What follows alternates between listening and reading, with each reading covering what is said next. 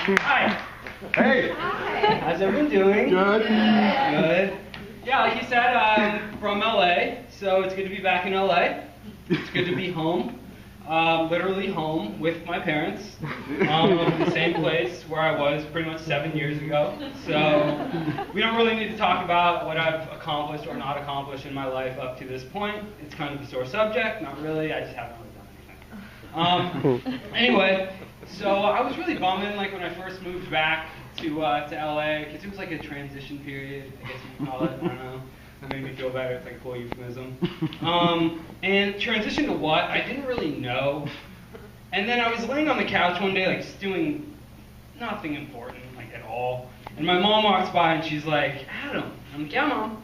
Because you always try to look like busy when you're living with your parents, because like you don't want to like have them walk in and be like, what are you doing? So I was, yeah, Mom. She's like, you look really good in sweatpants. And I was like, first of all, what does that mean? Second of all, if you look the part, you got to be the part. So I feel like I'm 50% of the way there. I'm just going to be a piece of shit. You know?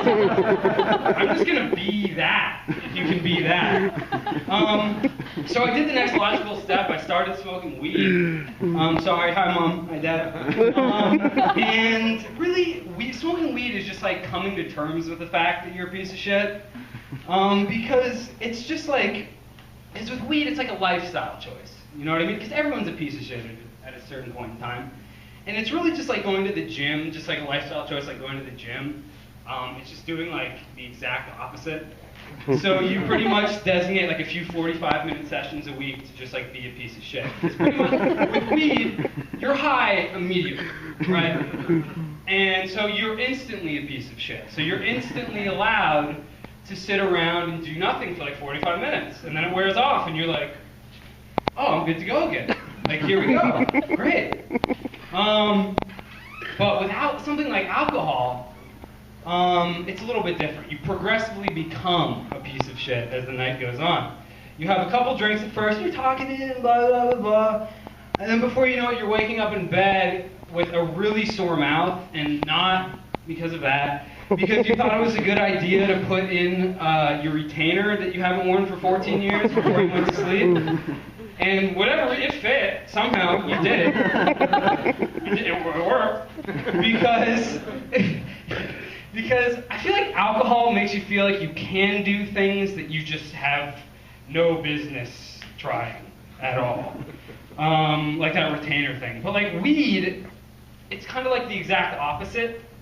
It makes you think that you can't do things that are just like really easy to do. Like the worst thing that happens when I smoke weed, I'll be like 20 minutes late, like meeting my parents for dinner because I got accidentally too high and like convinced myself that I can't eat dinner for whatever reason.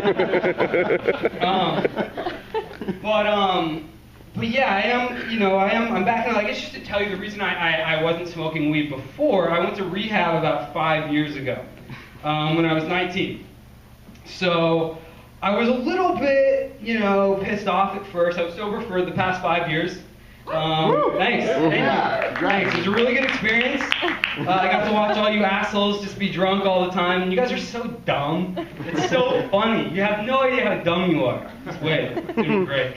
Anyway, so yeah, I was sober for the past 5 years, and I was really pissed at first because I was like, fuck, like I'm missing out on college, all this shit, and then I was like, wait. I'm from West LA. Anybody else from West LA here? Yeah. Cool. So we're not doing bad. We're like okay. Like we're getting by. We're not like drinking City Punch or anything like that. And I was like, this is kind of like a rite of passage in LA. There's like one kid per family that goes. So I'll just be that kid for my family, and my whole family can just like live vicariously or just do the rehab vicariously through me. I'll just be the grenade for everybody. So that's what I did, and I was thinking, and I was like, wait, I never had a bar mitzvah party either. So I'm just going to kind of make this whole rehab thing like a really late bar mitzvah party. Because it's the exact same thing if you think about it. I mean, you can't drink. There's like a lot of really awkward sexual tension that you're not allowed to helpfully act on. And they read out of these books, you don't know what the fuck they're talking about, and you just don't give a shit either. It's pretty much the same thing. But I am Jewish. I'm half Jewish, actually. Yeah. So yeah, so I'm wealthy, but I'm not neurotic, which is good. So I kind of got the best of both worlds. And I believe in Jewish customs. I think it's really important. So I am circumcised. Yeah. Thank you, Mom. Isn't you not circumcised? Woo! Yeah, that's what I thought. Because I don't know what parents these days are like. You know what, doctor? I think we're just gonna stick with the whole windsock anteater look. I just kind of like that look a little bit better. But the problem with me, I'm over circumcised, which is kind of weird if you think about it. You're like, wait, what? My guy got a little too ambitious. He got like a little too avant-garde with what he wanted to do. And that's fine. You know, if you're a mohel, your job's probably really boring anyway. And so now. I don't know. Are you guys all familiar with like penile anatomy? Because okay, so for someone who's like, yeah, woo, there's a guy too, like that. Anyway, when penile anatomy, if you're circumcised and you're flaccid, you're supposed to have like a little foreskin left over, right? I don't have that foreskin, and I have really small balls too. So my dick is just like perched on top of my balls. Like a gargoyle, just like staring at you, and it's so off-putting. It's so gross, and because it's sticking out, girls think I'm like ready to go way before I am ready to go. So I have to pretend that like I'm ready to go and like awkwardly like, yeah, like soft serve them when you're so soft when you're like trying to go, you know. But my friends all want tattoos. And there's really nothing I want like a tattoo of. I don't care about anything in this world enough to watch it like jiggle on my body for the next 50 years while I brush my teeth. That doesn't really interest me. But I was like, you know what? I don't want like body art, because like, whatever. But I'll take like a useful tattoo. So I was thinking, why not just get a tattoo on the inside of like what little foreskin I have left? That says, if you can read this, please insert. Because I think that'll just make it a lot easier. There's no like ambivalence about like, is he hard? Is he ready to go? Should I get the condom? Should I put it on? You just know right away. I was in a relationship I think it was like a couple years now. It's always going to be like a year ago for the next like 4 years. But I was in a relationship, and I was way too immature for the relationship. I wasn't ready, or some people say mature, which is so fucking annoying. Because just say mature. It's not like a long U or whatever.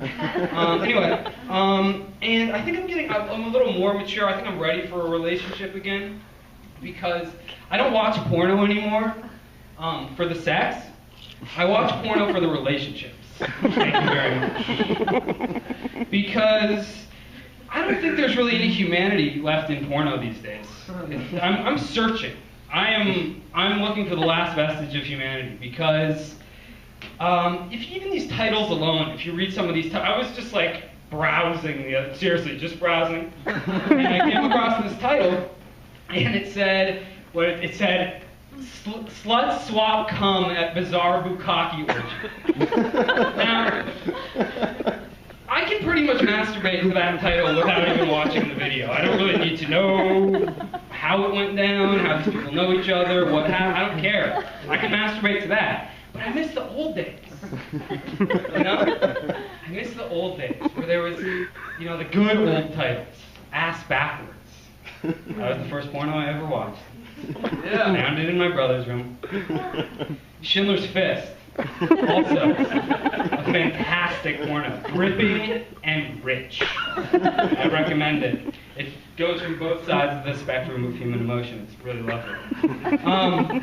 So I figured that the only remedy really to this whole lack of humanity in porno, I'm just going to watch strictly amateur porno. And some of my friends know that I like amateur porno. Can we hear for amateur porno? Yeah! I heard Harley. Cool. He knows. Yeah. Amateur porno. Because I feel like amateur porno is the last vestige of humanity in porno. I feel like it's the window to the soul. Because what is it really?